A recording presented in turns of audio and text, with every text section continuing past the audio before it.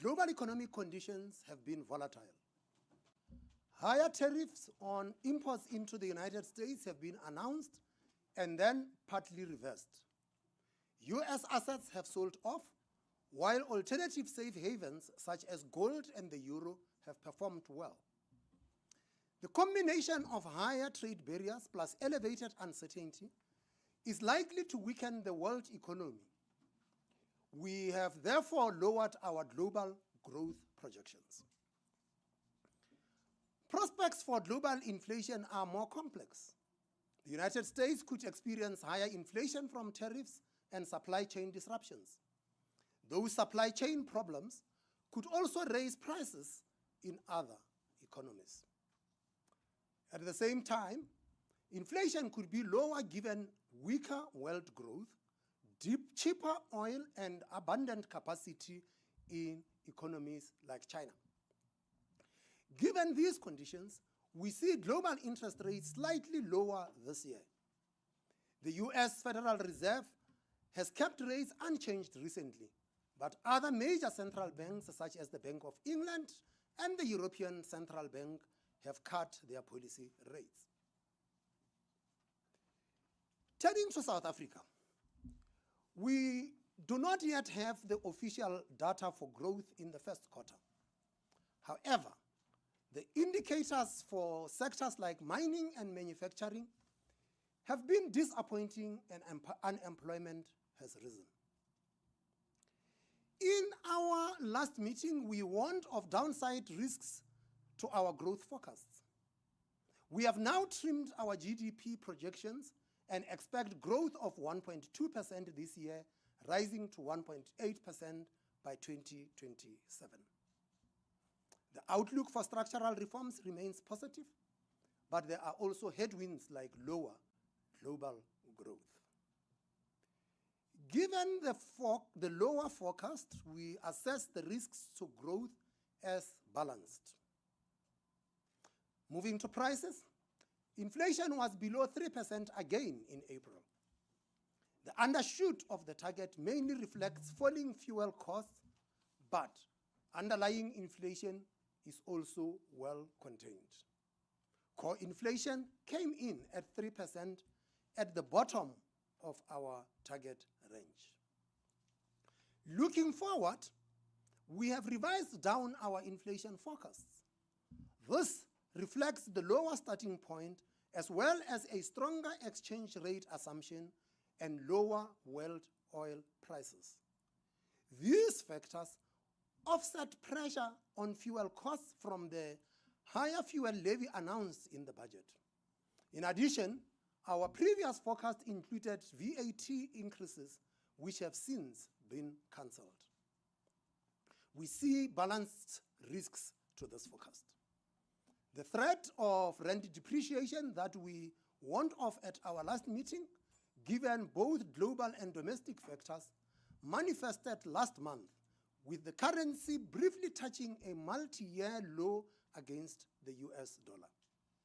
But the exchange rate has since recovered and conditions seem more settled than they did in March, even if the global environment remains uncertain. Against this backdrop, the MPC decided to reduce the policy rate by 25 basis points with effect from the 30th of May. 5 members favored this action, while 1 preferred a cut of 50 basis points. While the inflation outlook appears benign, we considered an adverse scenario which illustrates the upside risks. This was based on a global slowdown triggered by escalating trade tensions where the rand depreciates sharply. The scenario showed how a country with some fundamental vulnerabilities like South Africa risks stagflation, with growth moving lower while inflation rises due to currency weakness. In these conditions, monetary policy tightens to stabilize the macro economy. In this meeting, We also considered a scenario with a 3% inflation objective, which corresponds to the low end of our target range.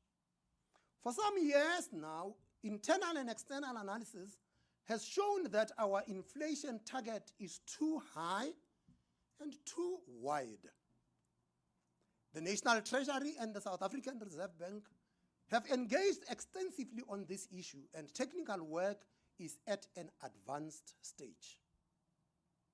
Now that inflation has slowed, we have a chance to lock in lower inflation at low cost.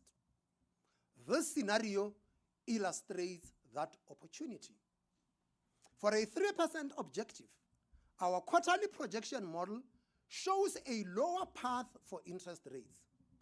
Both our baseline and the 3% scenario have a cut in this quarter. However, rates move steadily lower in this scenario as inflation comes down.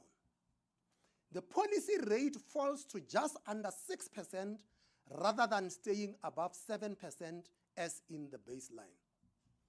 Inflation expectations stabilize at 3% during 2026, helped by the experience of lower inflation. Growth is somewhat slower at first because real rates are initially higher, but the economy does better later in the forecast as rates ease further. The MPC is of the view that the 3% scenario is more attractive than the 4.5% baseline, and we would like to see inflation expectations move lower towards the bottom end of our target range. We will also consider scenarios with a 3% objective at our future meetings. The global environment remains difficult, which makes domestic reform critical for achieving healthy growth. The SAP's main contribution is to deliver price stability, and we see scope to lock in low inflation and clear the way for sustainably lower interest rates. Additional measures that would improve economic conditions include reaching a prudent public debt level, further repairing and strengthening network industries, lowering administered price inflation, and keeping real wage growth in line with productivity gains. That concludes our statement, and at this stage we would like to give you an opportunity to ask questions, to direct the questions to me, and we will then see who amongst us responds to the questions.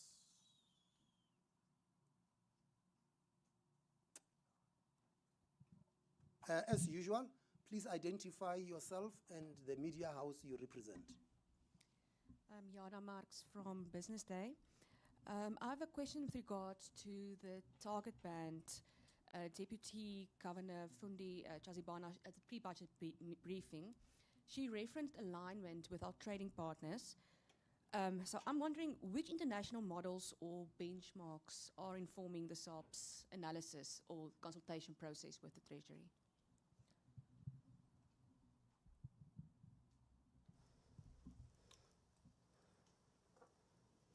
Is that the only question? Anything online? Nothing, Governor. Okay. Oh. Good afternoon. My name is Ndando Tugwana from Bloomberg News. My question is around the inflation target and the work that's being done to revise it. Just how much work still needs to be done to get consensus, especially on the side of Treasury and the Finance Minister? Thank you very much. We have another hand here. Still on that, Governor, my name is Muluko Mloto from ENCA. I just want to understand the timelines that you have in place, but also if you were to simplify how this is going to affect South African consumers going forward.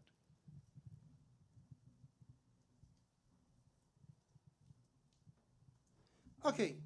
Jana, you wanted to know which international benchmarks today we will release a summary of the inflation targeting conference that we had in Cape Town that marked 25 years of inflation targeting in South Africa. Accompanying that summary will also be a working paper produced by the staff of the Reserve Bank.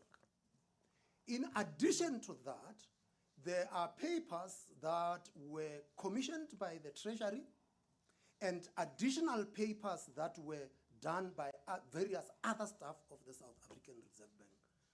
It's comprehensive. Just to put you at ease, to say to you, the advanced economies are targeting 2%. If we look at the emerging market universe and we take the median inflation target, the median inflation target for the emerging market countries is 3%. And when many emerging markets have revised their targets, and some not so developed but not emerging markets, had also revised their targets, we can't find any country that had revised their target higher except one. And that one country is New Zealand. And that's because they used to have a target range of 0 to 2%. And they revised the target from 0 to 2% to 1 to 3%. Everyone else had revised the target lower. But you set international benchmarks. Let's benchmark ourselves against ourselves. We introduced an inflation target of 3 to 6. We revised it to 3 to 5. And there was an agreement that once we reach 3 to 5, we will take the target to 2 to 4. But it was considered too risky to announce the 2 to 4 at that time, and 3 to 5 got announced. We got hit by an international shock that took the inflation outside of the target. If you asked what the policy mistake of the time was, the policy mistake of the time was to decide to revert back to 3 to 6 instead of sticking with the 3 to 5 and say we have experienced a shock. Instead of us achieving the 3 to 5 in 2004 as expected, we will achieve it later. And what then, if you read Minister Manuel's statement, said, at an appropriate time, we will revert back, we will revert to the 3 to 5% target. Manuel left, Mboweni left, the appropriate time never arrived. That is us. So the work was done then. We have not decided what target we'd adopt because the team is still doing the work. They must come and recommend to the minister and the governor and say, this is the appropriate target. Moluko, not Ntando, said what work must still be done. Much of the heavy technical work had been done. What should